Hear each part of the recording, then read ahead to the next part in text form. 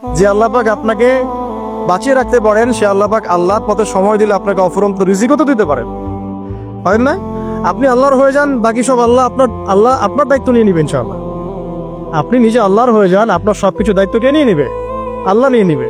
আল্লাহ পাক আমাদেরকে ধীর স্থির ভাবে আধ্যাত্মিকত্ব অর্জন করে নামাজ পড়ার তৌফিক দান করুন, আমিন। তো দেখুন, আল্লাহকে পাওয়ার সবচেয়ে সেরা মাধ্যম কি? নামাজ। তার আগে বলেছি নবী সাল্লাল্লাহু আলাইহি ওয়াসাল্লামের অনুসরণ।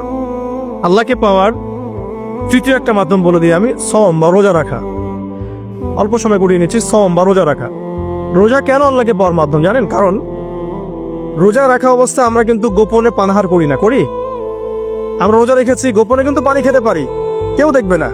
গোসল করছেন, আপনি পানি খেতে পারেন, কেউ দেখবে? দেখবে না। লুকিয়ে লুকিয়ে আপনি কিন্তু খাবার খেতে পারেন, কেউ দেখবে না, বাসায় কেউ নাই দেখার, কিন্তু আপনি খান না।